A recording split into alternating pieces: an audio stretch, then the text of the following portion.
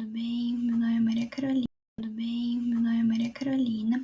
Eu sou estudante da graduação da Unesp FCLA, então sou do campus de Assis, e hoje eu vou conversar um pouco sobre a construção poética de O Teatro Mágico como intervenção pedagógica.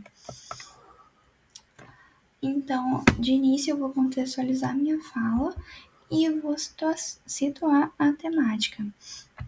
O conteúdo do vídeo, que vai estar nesse formato um pouco mais positivo, surgiu a partir da minha pesquisa na iniciação científica, que ainda está em acontecimento, ainda está em desenvolvimento, e trata da análise da construção poética e do projeto de Z do OTM, que é a sigla para o Teatro Mágico. Então, esse grupo musical, que é o grupo que aparece aí na tela de vocês, ele, desde o início, percebe-se que comunica uma forte identidade visual, muito baseada na estética circense, apesar de que essa estética vai variar a depender do tema, da fase do grupo, a depender do álbum. Então, essa estética também se transforma. E a segunda foto é do idealizador do grupo, que é também o compositor das canções deles, que é o Fernando Benitelli. Então, essa trupe de artistas, ela vai tratar da... Ela vai articular, né, várias artes e também vai trazer uma linguagem que, apesar de ser mais lúdica, ela não vai carecer em questões de criticidade. Muito pelo contrário, o recorte que foi feito na minha pesquisa para definir com quais canções eu trabalharia foi feito justamente pensando nessa questão das canções mais críticas. E então essas canções, as performances vão consistir num conjunto verbo-voco-visual e vai criar sentidos por meio das letras, dos sons, das imagens, das apresentações, e tudo isso vai ser entendido à luz dos conteúdos, dos estudos do círculo bakhtiniano. Então, a polissemia, que vai ser o principal traço autoral da poética, vai ser recorrente nas músicas deles por meio de vários jogos linguísticos que aparecem aí para brincar com vários elementos constitutivos da linguagem. E foi assim que eu pensei nas canções articuladas como material didático, por conta do teatro mágico ter essa arquitetônica poética rica em recursos linguísticos. Essa possibilidade de trazer a produção musical desse grupo para a sala de aula existe. A organização do conteúdo que eu estou explicando nesse vídeo teve algumas fundamentações teóricas, principalmente relacionadas ao campo educacional. Então, a primeira coisa que eu quero destacar aqui é do livro A Linguagem e Seu Funcionamento, da Anne Roland, onde ela vai tratar do discurso pedagógico. Ela vai trazer, primeiramente, que existe sim uma ideologia por trás da escola e do DP. DP é sigla para discurso pedagógico. Então, ela vai entender que a escola e o DP não são coisas e não são elementos neutros, mas sim estão alinhados a uma ideologia que vai refletir essa ordem social na qual a escola e o DP existem e são criados. Então, atualmente a gente vê que é uma tendência muito forte no neoliberalismo, então a escola e o discurso pedagógico vão de encontro com essa ideologia neoliberal. Então, a N vai entender que existe um equipamento muito equivocado do discurso e do saber institucionalizado, porque o discurso ele não vai ser visto como efeito de sentido, mas ele vai ser visto como uma transmissão de informações dentro da sala de aula. Então, não são mostrados efeitos de sentido, são mostrados sim, mas sim um sentido só, sob o formato de informação em sentido único e isolado. Então, seria o sentido institucionalizado, sentido dominante. Então, a escola, nesse sentido, ela vai acabar perpetuando as ordens sociais que já existem fora dela. Então, as hierarquias sociais que vigoram da porta da escola para fora também vão acontecer ali dentro. Então, esse discurso pedagógico o vigente, ele vai ser definido pela Orlandi como autoritário. Então, era para ser um discurso neutro, só que na realidade a gente sabe que não é, e ela explica isso lá atrás sobre as ideologias dominantes. E seria o DP autoritário vai ser um discurso onde existe a distância e entre essa distância entre o emissor e o receptor. Então, não existe essa, esse caráter responsivo dentro dessa ideia de DP. Mas na verdade ela vai trazer que o que será ideal é propor uma reformulação desse discurso pedagógico. Agora, questionando esse caráter informativo e as informações que parecem predeterminadas dentro de só um espaço e de só um contexto. Então, uma forma que pode ser pensado o DP não autoritário seria explicitar os jogos de efeitos de sentido em relação a informações colocadas nos textos e dados pelo contexto histórico-social. Então, situando as coisas e relacionando com contextos, com fatos históricos sociais. Então, dessa forma, o DP deixa de ser autoritário para se tornar polêmico e vai permitir que os alunos se constituam como ouvintes e também como autores nessa dinâmica interlocucional. Então, não dentro dessa reformulação, não ocorreria a fixidez e a estagnação do aluno que seria resignado a essa posição de ouvinte, como é o que acontece no discurso autoritário. Então, com essa reformulação do DP, é possível que os alunos realmente se apropriem da linguagem e o docente consegue quebrar essa cristalização de quem fala dessa noção de discurso científico, de saber científico, de um sentido apenas institucional.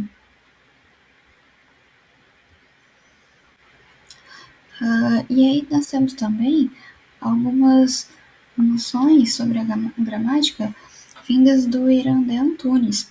E ele vai entender muito a linguagem como dialógica, assim como o círculo de Bakhtin. E ele vai entender que nessa forma de linguagem, nesse dialogismo, não vai existir uma sujeição ao outro, o que significa que não vai ser uma situação de não discordância ou que não haja rupturas, mas muito pelo contrário, porque vai ser esse dialogismo que vai garantir que cada um interprete e assimile as coisas de acordo com os seus referenciais, de acordo com suas crenças. Então, o Irané, nesse sentido, vai conversar com o Voloshinov porque ele vai corroborar com essa ideia de que a linguagem vai ser uma arena em que se digladiam essas vozes e de valores sociais opostos. Ele fala também sobre a desconstrução do ensino tradicional da gramática isolada. Então, ele entende que o ensino vigente vai isolar a gramática da interação, do seu uso. Então, vai separar somente nas categorias linguísticas para análise sintática e vai ignorar o uso. Então, para o irlandês, vai consistir em atividades ocas, o que vai de acordo com essa insistência, né, do ensino da gramática pura, que vai ter, sim, um fundo elitista coberto de motivos também ideológicos e puristas da língua, porque parte do princípio de manter os privilégios na mão de poucos, porque quanto mais as pessoas, os alunos conseguirem dominar a linguagem, mais eles vão conseguir ser críticos acerca do mundo que os cerca. Então, quando não se tem esse acesso, não se tem esse conhecimento, mudar a realidade é quase impossível. O Irandé, um dos pontos principais dele é que sempre existe um contexto de fala, então ele vai criticar também essa falsa gramática contextualizada que vai ocorrer nas salas de aula, porque mesmo que recorram a textos, ainda vai existir os mesmos procedimentos de ensino gramatical. Então, não vai existir uma compreensão de análise de referências, sentidos, intenção do texto, e vai permanecer uma gramática sem contexto, porque vai continuar nessa identificação e classificação de unidades, que vai muito de acordo com as listas, sinônimos de preposição, esse tipo de coisa.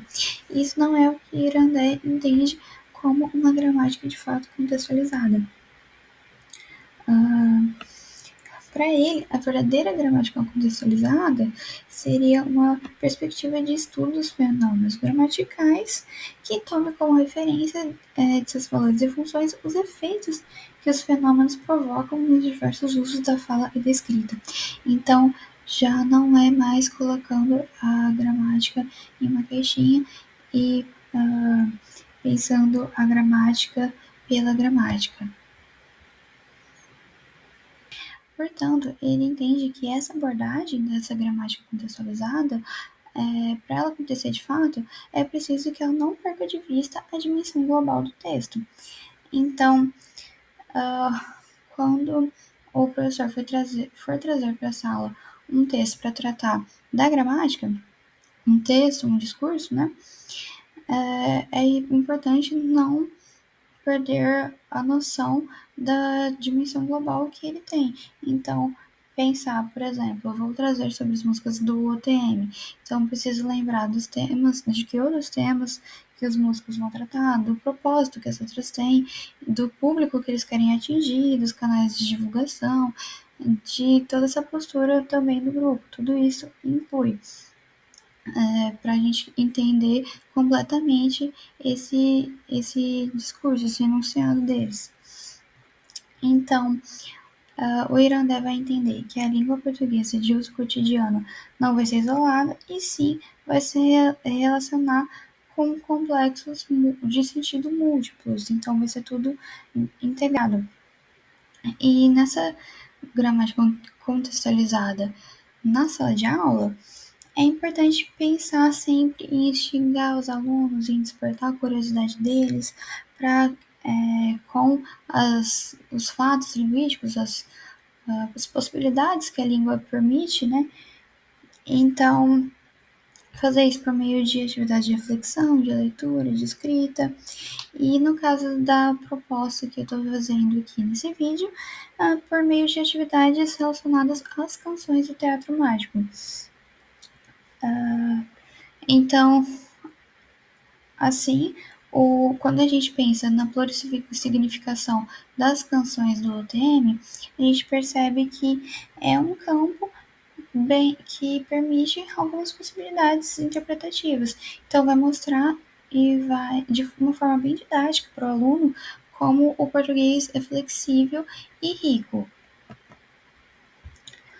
Então, como dado ao formato de vídeo, não vou me delongar muito para não ficar uma coisa muito maçante, então não vou conseguir desenvolver muito profundamente sobre a discografia toda, né? Nem mesmo se eu quisesse, eu conseguiria fazer isso. E então eu vou resumir a minha fala brevemente a uma ideia, uma proposta talvez de análise de duas músicas que eu também analisei na minha iniciação científica.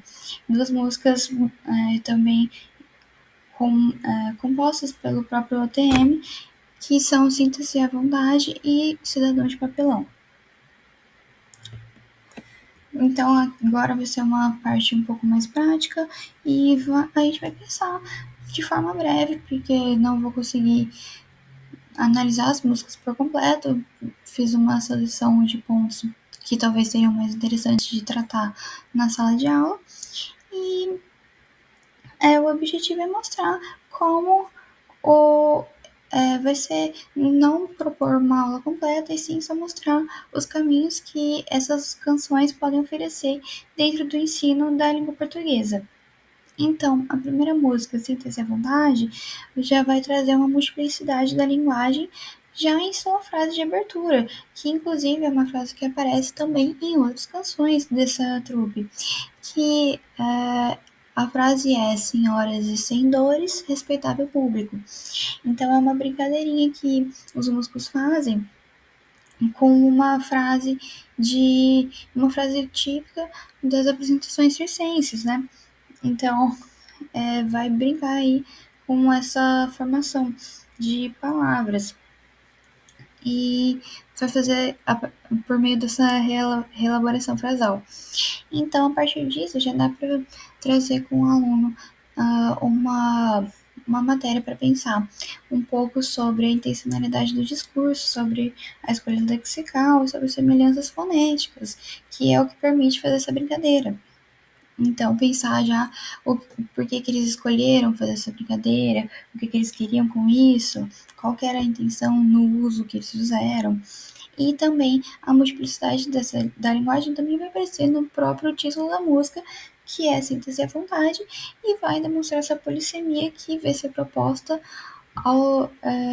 no decorrer do álbum dos artistas, ao longo de todas as suas canções desse mesmo projeto de dizer. Então, o título vai poder ser entendido novamente como uma frase comum no contexto de performance circense, então uma frase de acolhimento do público, mas também de acolhimento do público, né, dos convidados, mas também vai ser relacionada à própria síntese da língua portuguesa e o seu uso à vontade, já que é o que propõe a escrita. Então a gente percebe que tem uma diferença na escrita e na fonologia. Então também dá para trazer isso com os alunos.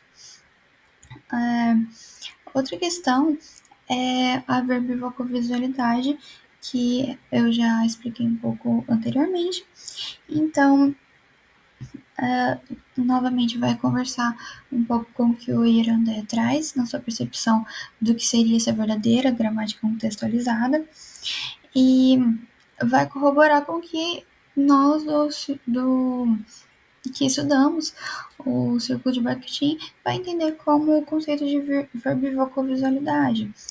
Então a canção e a utilização dela, tanto dessa canção que está em foco agora, que é a Síntese à Vontade, quanto outras canções deles ou de outros artistas, outros músicos, elas vão ajudar a fazer os estudantes terem uma melhor compreensão desses componentes que são os componentes constitutivos do sentido. Então, são o que compõe o sentido. Então, nessa música, a gente vai perceber que tem coisas que vão dizer respeito à gramática e outras que já vão conversar com a realidade. Então, o aluno vai percebendo como o sentido vai ser diferente a depender da intenção e do uso. E também é interessante trazer isso porque trabalha ao mesmo tempo a análise do verbal e do não verbal, que também vai dialogar com o que está previsto em algumas competências e habilidades da BNCC. Então, trazer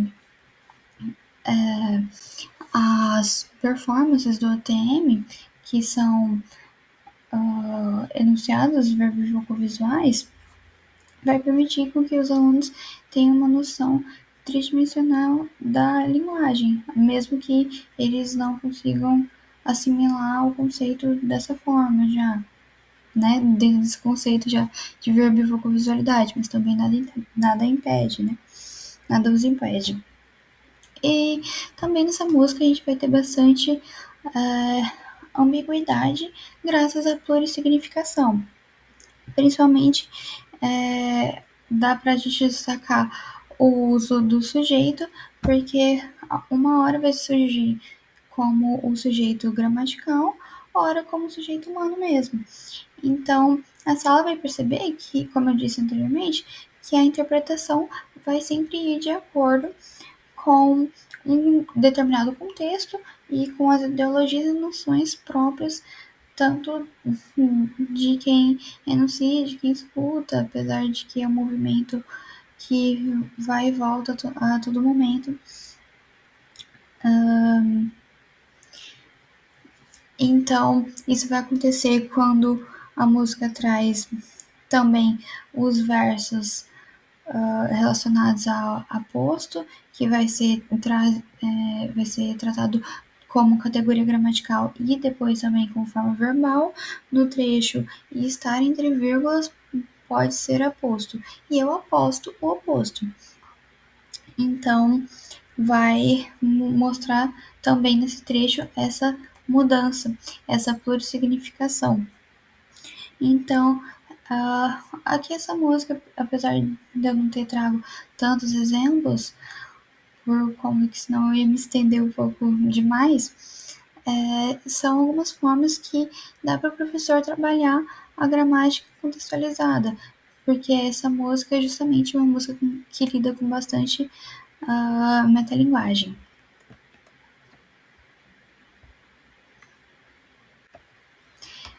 Aí, para pensar, na outra canção que eu trouxe, que se chama Cidadão de Papelão, eu trouxe também um trecho da Eni Orlandi, que vai comentar um pouco mais sobre a questão do saber, já relacionada com o capital. Então, ela vai dizer que há uma correspondência entre a distribuição do capital cultural e do capital econômico e do poder entre as diferentes classes, a posse de bens culturais, e que uma formação social seleciona como dignos de serem possuídos, supõe a posse prévia de um código que permite decifrá-lo, e assim instala-se uma circularidade. Só os que possuem o que já têm condições de possuí-lo. Então, ela vai trazer novamente a noção das ideologias dominantes e da detenção desse poder e saber cientificado. Então, é relacionado agora com o poder já econômico. E é importante a gente, como professores, como docentes, no meu caso ainda, docente de informação, é importante lembrar a importância de problematizar isso durante a nossa prática pedagógica, principalmente em escolas públicas, né, onde a maioria dos alunos tem um contexto social menos privilegiado. Então, o tema dessa canção também vai de encontro com esse trecho retirado do texto da Orlandi, porque vai ser justamente uma música que vai trazer sobre essa vulnerabilidade dada a desigualdade social, em especial a vulnerabilidade de pessoas em situação de rua.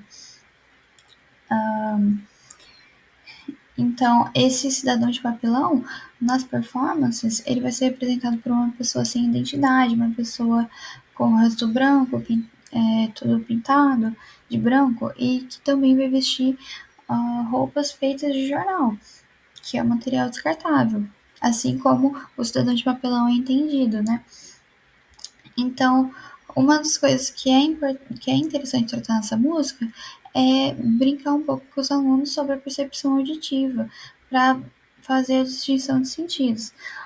Então, seria legal fazer esse primeiro exercício de contato inicial com a música, somente a música escutada, sem nenhum tipo de leitura da letra da música, e isso serviria de provocação inicial nos alunos para que eles pensassem no sentido que a frase causa, a frase em questão sendo criador, cria e atura. Só que quando vocês leem já a frase escrita, ou quando eu leio dessa forma pausada, parece uma coisa, mas quando tá na música já cantada, na verdade traz um sentido mais religioso, de criador e criatura. Então, já é uma coisa diferente. E fazer essa provocação dos alunos, depois trazer a letra, mostrar para eles como é um sentido diferente quando está escrito, que o que mostra vai ser esse ciclo de sofrimento interminável, imutável. A anáfora, que vai ser a repetição de palavras ou de frases, também vai aparecer na poética do OTM em várias músicas, inclusive nessa, inclusive com a frase que eu acabei de falar, criador, criatura.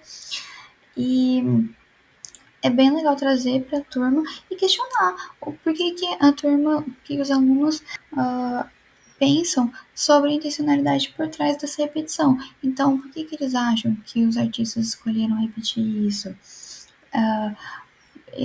Qual que é o ênfase que eles quiseram dar, certo? Que nesse caso seria um ênfase utilizado para intensificar e evidenciar o ciclo da desigualdade social, que é um ciclo também estrutural e que vigora em muitas sociedades, não só a brasileira.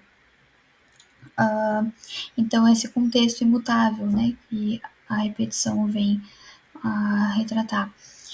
E então, o que o Irandé vai trazer sobre o contexto vai também fazer sentido para essa canção, já que o conceito ele não vai, o contexto, perdão, não vai poder ser esquecido. Então vai ser importante articular o uso da gramática, o ensino da gramática para algo com além dela mesma. Então, em relação ao discurso do OTM, é importante a gente lembrar que os músicos vão tratar, mesmo que de forma implícita, o propósito do projeto de dizer deles, então vão tratar temas que eles julgam importantes, vão querer atingir um determinado público e outros fatores também vão afetar nas decisões estilísticas que eles fazem e na arquitetônica que vai construir esse projeto de dizer deles.